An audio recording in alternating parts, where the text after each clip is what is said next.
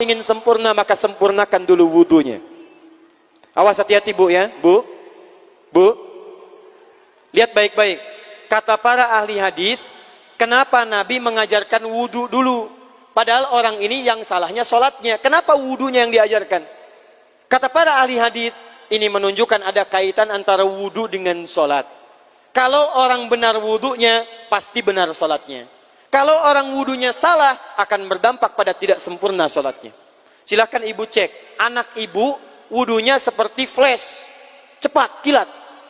Secepat kilat, itu pasti menunjukkan sholatnya bermasalah. Nah sekarang bagaimana Nabi menunjukkan wudu yang benar? Yuk kita lihat pelan-pelan. Buka Quran surah kelima ayat ke-6, paling kiri sebelah atas. Ayo lihat sini, lihat.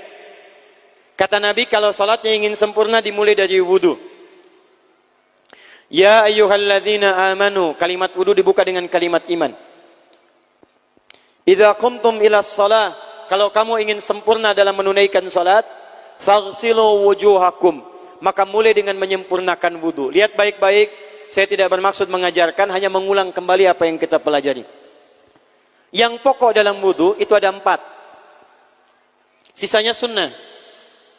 Awas, kalau yang 4 ini tidak sempurna maka batal wudunya. 1, faghsilu wujuhakum, basuh wajahnya. Kalau disebutkan wajah dalam bab wudu, itu tidak ada yang lain kecuali bagian tampak muka. Gitu ya. Kalau yang punya jenggot, itu termasuk janggutnya di selai-selai. Kalau bapak kalau tidak punya jenggot atau belum punya jenggot, tidak usah maksa. Karena sunnah dalam hadis jenggot itu sunnah merawat, bukan menumbuhkan. Silakan buka tentang babul liha, bab jenggot. Itu hadis-hadis tentang sunnah jenggot, sunnah merawat. Merawat bagi yang punya jenggot. Tapi yang tidak punya jenggot jangan dipaksakan. Beli arang, sok. Beli timun, tidak usah. Ya, tapi kalau ada jenggotnya silakan rawat dengan baik supaya menampakkan nilai-nilai kemuliaan. Tahan. Sekarang kita mulai. Bagaimana cara berwudu yang baik? Perhatikan baik-baik. Kata Quran, faghsilu, membasuh wajah. Kalimat Qurannya menggunakan kata ghasala. Ghasala itu ambil airnya, tumpahkan di tempat yang dibasuh. Ambil airnya, tumpahkan di tempat yang dibasuh. Mohon izin, tahan sebentar. Mas, sini mas. Punten ya, yang kan bantosan, kadia sekedap. Sifat wudu cuma ada 3. 1, pakai keran. 2, pakai gayung. 3, air yang mengalir. Ya, seperti di sungai, ada air mengalir itu nggak ada masalah. Tapi kalau menggunakan gayung, atau semisalnya, Nabi itu diriwayatkan dalam hadis, itu sangat menghemat air. Bahkan pernah beliau kemudian berwudu, kalau kita kemudian hitung, itu hanya sejumlah pak, seaqua gelas pak, cukup. Atau yang kedua, menggunakan keran ya. Kalau sekarang kita ada keran, contoh ini kerannya. Ya, kerannya agak tinggi sedikit. Dan kita sesuaikan. Ambil airnya. Misal contoh, ghasala. Ghasala itu bukan ditumpahkan, ambil air, tumpahkan di tempat yang akan dibasuh begini.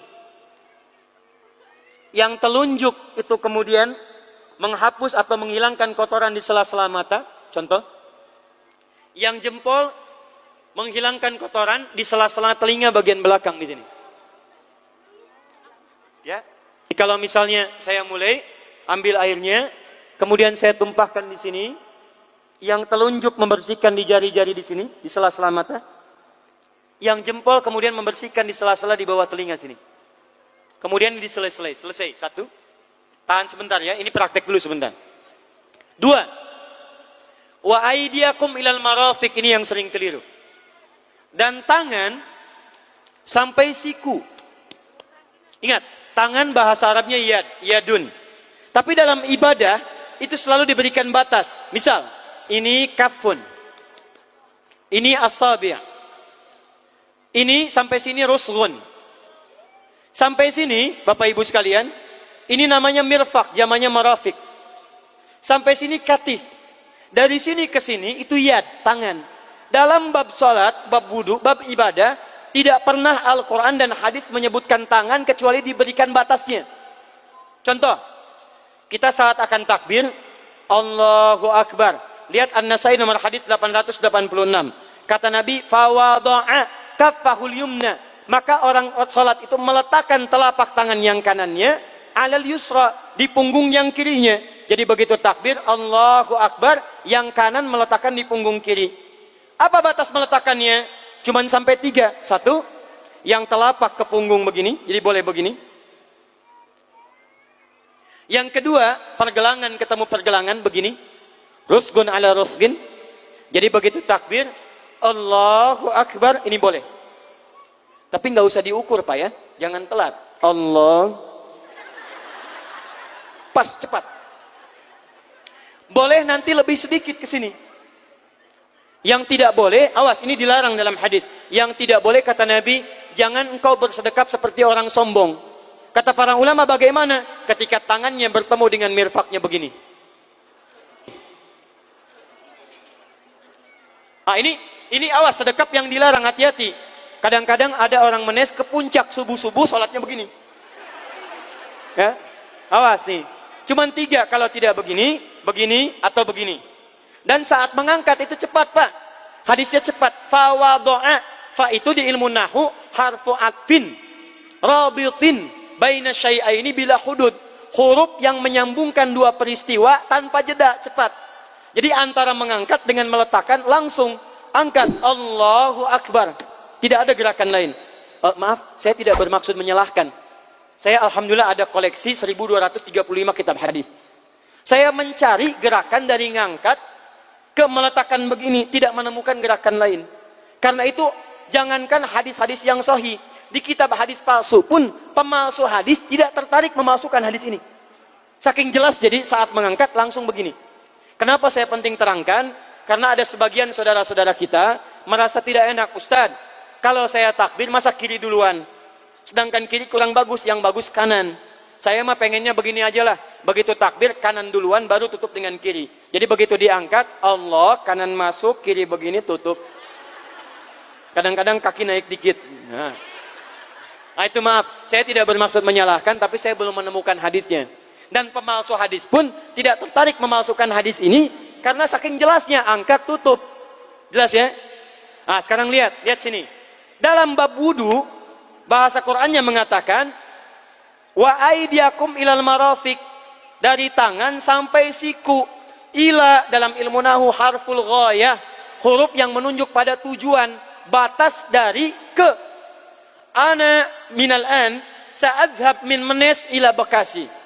Saya setelah ini akan pergi dari Menes ke Bekasi. Jadi saya berangkat dari mana? Menes. Tujuannya kemana? Bekasi. Tujuan dalam bahasa Arab menggunakan ila, harfu ghayah, dari Menes ke Bekasi. Menes ila Bekasi. Dalam wudu, lihat, aidiakum ilal marafiq, ila sampai siku, bukan dari siku ke tangan. Jadi saat kita mengambil air wudu, ambil airnya, tumpahkan dari sini ilal marafiq sampai ke siku ke sini. Balikan lagi ke depan. Jadi bukan kerannya dibeginikan, sikunya dibeginikan, takut, bukan. Jadi bukan siku diteruskan ke bawah. Yang tepat itu ambil airnya, kemudian basuh dari sini sampai dengan ke sikunya. Hati-hati, ini ada maknanya. Dan jika benar di hadis Muslim, jika orang wudunya benar seperti ini, maka bersamaan dengan jatuhnya air wudu itu, jatuh pula dosa-dosa dan kotoran yang melekat pada anggota tubuhnya. Tidak cukup dengan amin, nanti kita lihat dulu. Teruskan, saya baru caranya dulu nih. Awas. 3. Wamsahu biru'usikum. Wamsahu, lihat. Untuk wajah, pakai gosala, basuh. Tangan, gosala, basuh. Tapi ketika berpindah pada yang ketiga, wamsahu, berubah jadi masaha. Tahan sebentar ya. Calik. Duduk sini aja. Lihat sini. Ya, pilih. Duduk di sini atau ngapus. Ah, sudahlah. Datang sendiri, nulis sendiri, ngapus sendiri, luar biasa. Cuman di Menes ini. Ini awas, ini penting ini Bu ya, penting. Saking pentingnya, susah dihapusnya tuh. Dah, sini aja. Masaha. Sudah. Masaha artinya mengusap. Kalau yang tadi membasuh, kalau masaha mengusap. Jadi yang ketiga ini tidak usah dibasuh. Jangan tumpahkan air di tempatnya, tumpahkan airnya kemudian usap tempatnya. Pertama, wamsahu biru'usikum. Masya Allah, kata Allah, bagian ketiga usap kepalanya. Awas, hati-hati. Tangan selesai pindah. Pindah kemana? Bukan ke rambut, tapi kepala. Kepala. Jadi dalam bab wudu yang diusap bukan rambutnya, kepalanya. Itulah keadilan Allah. Kalau yang diusap kepalanya, semua manusia yang hidup pasti punya kepala. Tapi kalau yang diusap rambutnya, ada ketidakadilan. Karena tidak semua orang punya kepala, punya rambut. Tuh. Nah sekarang lihat sini. Ketika kita diminta mengusap kepala, bahasanya masaha. Masaha itu begini. Ini saya punten. Bismillah. Ini ya. Ambil airnya, tumpahkan, baru kemudian diusapkan ke kepalanya. Paham ya? Kalau yang gosala, ambil, tumpahkan di tempat yang akan dibasuh. Tapi kalau masaha, hati-hati. Ambil airnya, tumpahkan, baru diusap. Jadi bukan diambil air, tumpahkan di kepala begini. Paham? Tahan sebentar. Dan ini menggunakan huruf ba. Masya Allah. Ba. Lihat, wajah tidak pakai ba. Tangan tidak pakai ba. Tapi khusus untuk kepala, pakai ba. Wamsahu bi. Huruf ba dalam ilmu nahu, coba dibuka yang suka ngaji, buka kitab Bughnil Labib an Kutubil A'arib, halaman 29 sampai dengan 59. Di situ ada penjelasan karya Ibnu Hisham Al-Ansari. Ibnu Hisham Al-Ansari. Itu ada penjelasan tentang makna huruf ba. Huruf ba itu punya 14 arti dalam bahasa Arab. Ada ilsaq, ada istighraq, ada muhabah, ada ba li tam'id. Ba li tam'id dibagi dua. Tab'id ma'al hudud wa tab'id bila hudud. Nah yang ba ini, ba, kenapa pakai ba? Kata para ulama, dari huruf ba yang 14 ini, ada 3 makna yang diterapkan dalam ayat wudu. Satu, istighraq. Istighraq itu membasuh keseluruhan. Jadi kalau kita ingin wudu, ambil airnya tumpahkan, basuh keseluruhan dari depan sampai ke belakang begini. Balikan lagi. Yang kedua, at-tab'id ma'at tahdid. Sebagian tapi dengan batas. Kata Imam Asy-Syafi'i, di mana batasnya ubun-ubun? Diboleh kalau kita mau wudu, misalnya ibu tidak bisa membasuh keseluruhan. Sedang pakai kerudung misalnya, jilbab nggak bisa dibuka. Tempat wudunya terbuka. Anda tinggal ambil air wudu, kemudian tumpahkan sedikit, boleh diusapkan bagian kepala sampai ubun-ubun. Sah wudunya. 3. At-tab'id min duni tahdid. Sepanjang disebut bagian kepala. Masuk kepala nggak ada batas. Ini kepala bukan? Ini kepala? Ini kepala? Nah, jadi kalau Anda berwudu mengusap bagian kepala, itu sudah sah. Walaupun bagian tertentu diusap di kepalanya. Kapan ini dipraktikkan? Kata Imam Malik, kata Imam Abu Hanifah, ini dipraktikkan kalau seorang memiliki satu sakit di kepalanya yang tidak memungkinkan dibasuh keseluruhan. Misal, mohon maaf. Ya, ada orang misalnya, mohon maaf ya, tiba-tiba sedang jalan di kebun, tuh jatuh duren. Anak duren ya, jangan duren yang besar. Tiba-tiba nimpa misalnya. Duren teh bahasa rangatnya kadu, Bu, ya. Kadupak, kaduhung, ya, dan seterusnya. Kadu. Nah, nimpa kepalanya, bocor misalnya. Kemudian dalam bocor itu diperban. Kata dokter tidak boleh kena air. Saat bagian kepala yang tidak boleh kena air itu, bukan berarti wudunya kemudian bisa batal atau boleh tayamum karena tidak bisa mengusap kepala. Kata para ulama, boleh dia mengusap bagian kepala yang lain yang tidak terluka. Itulah kenapa Allah memberikan huruf ba di sini untuk kemudahan bagi kita dalam menunaikan wudu. Tapi pastinya yang dibasuh kepalanya bukan rambutnya.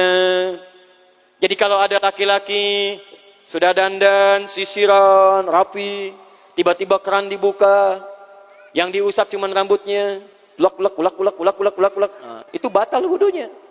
Tidak sah. Harus diulang. Terakhir kaki. Kaki dibasuh sampai dengan bagian mata kakinya, dan ini tidak perlu saya terangkan karena mudah bagi kita untuk mempraktekannya. Tapi yang ingin saya jelaskan satu ini saja. Perhatikan baik-baik. Yang 4 ini wajib wudu. Tambahannya sunnah. Niat dimasukkan dalam wajibnya. Lihat sini. Kumur-kumur sunnah. Telinga sunnah. Istinsyak sunnah. Yang 4 ini wajib. Tapi terlepas dari wajib dan sunnahnya, perhatikan baik-baik. Kenapa ini disebut dengan wudu? Dan hebatnya Al-Quran mengistilahkannya dengan toharah. Toharah. Apa itu toharah? Apa itu suci? Toharah. Apa itu toharah? Suci. Apa itu suci? Toharah. Ada toharah, ada nadhafah, itu beda. Kalau nadhafah, bersih luarnya, tapi belum tentu bersih dalamnya. Bisa jadi luarnya bersih, tapi dalamnya najis. Misal, hewan yang paling najis apa? Yang haram. Misal, hewan tadi itu, hewan babi misalnya, misal, dibersihkan, dimandikan, disisir, sampai bersih. Bersih tidak? Bersih, bersih. Tapi halal tidak? Suci tidak? Tidak. Al-khinziru nadhifun walakinnahu ghairu tahir. Babinya bisa bersih tapi tetap tidak halal, tidak suci dia, tetap haram, tetap najis. Paham? Tapi kalau bersih luarnya dan suci dalamnya, maka kalimatnya berubah dari nadhafah jadi taharah. Taharah. Orangnya disebut dengan tahir. Kalau rajin dikerjakan disebut dengan mutatahhir. Wudu dalam Quran disebut dengan taharah. Seakan-akan memberikan pesan, maaf, orang yang wudu itu bukan hanya bersih fisik luarnya saja. Jadi kalau orang wudunya bersih, bukan cuma wajahnya yang bersih. Kalau wudunya benar, bukan kotoran di tangan saja yang hilang. Tapi mohon maaf, fisik-fisik dalamnya itu ikut suci. Fungsi tangannya jadi bersih, fungsi wajahnya jadi bagus, fungsi lisannya jadi bagus. Makanya kata Nabi, kalau orang benar wudunya bersamaan dengan air wudu yang menetes, maka tumpahlah kotoran-kotoran di bagian fisik-fisik tubuhnya. Jadi kalau kita benar wudunya kumur-kumur, kukumur, masukkan misalnya, masukkan, keluarkan, bersamaan dengan keluarnya air itu, maka kotoran-kotoran di lisan pun ikut keluar.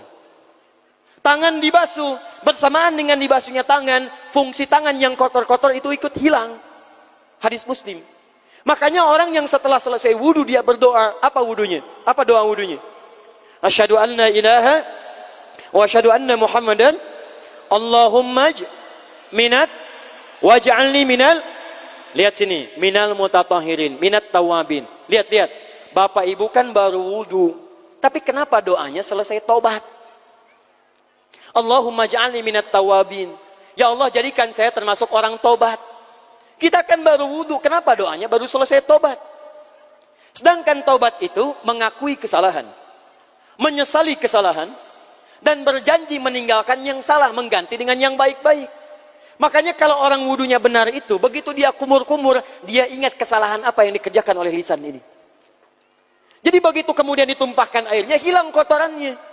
Maaf, yang suka mencela wudu, selesai wudu tidak akan mencela lagi karena tobat dari celaan. Makanya kalau wudu Anda benar, coba ingat-ingat, siapa korban dari lisan Anda yang tajam itu? Apakah ibu Anda yang pernah menangis karena lisan Anda? Apakah ayah Anda yang kecewa karena kalimat-kalimat Anda? Apakah tetangga Anda yang menjauhi Anda karena kata-kata kotor Anda? Kalau tiap hari Anda wudu, tapi kemudian lisan Anda masih kotor juga, ada yang salah, Anda cuma menghabiskan air untuk menghilangkan kotoran di lisan. Itu tanda pertama. Tangan basuh. Makanya orang yang wudunya benar, tangannya tidak akan berbuat yang kotor lagi sampai ke ujung kakinya. Karena itulah ibadah ini disebut dengan wudu, seakar dengan kata dau. Kata para ulama, mereka sebagian mengatakan dau artinya cahaya, dau artinya sinar, dau artinya al-husnu, baik budi pekerti. Kalau orang benar wudunya, bertambah sinar di tangannya, sinar di wajahnya, sinar di lisannya. Apa sinar itu? Di dunia sinar-sinar amaliyah kebaikan, sifat-sifat baik, di akhirat pancaran-pancaran kemuliaan. Satud'a ummati yaumal qiyamati ghurral muhajjalin. Akan dipanggil umatku di hari kiamat dengan banyak cahaya melekat di tubuhnya. Tangannya ada cahaya, matanya ada cahaya, wajahnya bercahaya, kakinya bercahaya. Cahaya apa itu? Kata Nabi, min atharil wudu, dari bekas wudunya. Jadi kalau kita benar wudunya, itu kita jadi orang baik. Ada cahaya kebaikan dalam diri kita. Itu yang disebut dengan tawabin. Makanya kalau Bapak Ibu tiap hari wudu, Allahumma ja'alni minat tawabin, tapi mulut tidak tobat, tangan tidak tobat, kaki tidak tobat, ada yang salah dengan wudunya. Waj'alni minal mutatahhirin, jadikan saya orang bersih dan suci. Jadi kalau selesai wudu, pakaian bersih, wajah bersih, tangan bersih. Ini pakaian bersih, pakai jas, pakai dasi, tapi tangan tidak bersih, korupsi juga, mencuri juga, menipu juga, ada yang salah dalam wudunya. Kalau kita bisa mengerjakan wudu ini dengan baik, maka naik status kita. Disebut sebagai, langsung oleh Al-Quran, disebut hamba yang dicintai oleh Allah subhanahu wa ta'ala. Di Quran surah kedua Al-Baqarah ayat 222. Saya tutup. Lihat ayatnya. Di ujung ayatnya. Innallaha yuhibbut tawwabina wa yuhibbul mutatahhirin. Sungguh Allah akan sangat mencintai orang-orang yang taubat dan orang-orang yang terbiasa untuk bersuci. Kita selesai wudu mengatakan, Allahumma ja'alni minat tawabin waj'alni minal mutatahhirin. Dijawab oleh Allah, innallaha yuhibbut tawabin wa yuhibbul mutatahhirin. Karena itulah orang yang rajin wudu adalah orang-orang yang dicintai oleh Allah subhanahu wa ta'ala. Jadi kalau bapak ibu, maaf ya, sekarang cek. Kalau batal wudu, pengen wudu lagi. Tidak hanya saat sholat. Sekarang batal wudu, ingin wudu. Batal wudu, ingin wudu. Itu tandanya bapak ibu sedang mendapatkan cinta dari Allah subhanahu wa ta'ala. Tapi hakikat cintanya bukan pada wudunya, tapi berubahlah orang itu menjadi baik dan dekat dengan Allah subhanahu wa ta'ala.